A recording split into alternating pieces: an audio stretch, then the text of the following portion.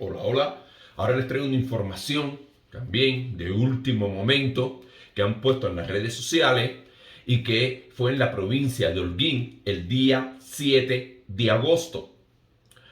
Pero vamos a ver cómo una persona en su casa al frente prende una fogata y vino la policía. Pregunta, ¿qué pasó? ¿Qué hizo la policía? ¿Qué hizo el pueblo, los vecinos? ¿Qué hizo esta persona para dar información y explicación más clara? Brian, mi hermano Brian, ha preparado este tema.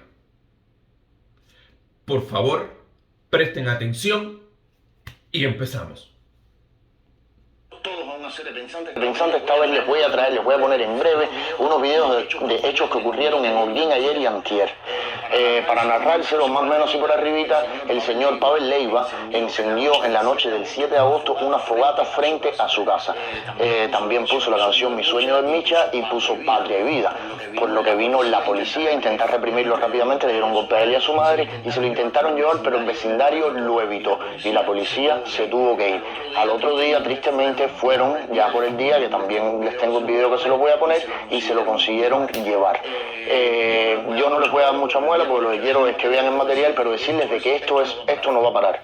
Esto no va a parar. Están ocurriendo cosas en Cuba, estamos muy limitados con el acceso a la información, pero todos los días están ocurriendo cosas aisladas, pero esto, o sea, es que ya, este es el camino. El pueblo cubano ya quiere el cambio definitivamente y todos los días está haciendo algo, se está arriesgando por conseguirlo. Puede que se metan una semana allá adentro sin hacer nada, pero siempre van a pasar cosas porque ya el cambio es inevitable. Así que nada, agradecerle a todos los que me ven, me dan like, me comentan, se suscriben al canal y ayudan a que este siga creciendo y llegando a más personas. A todos reiterarles mis agradecimientos y desearles el mejor de los días.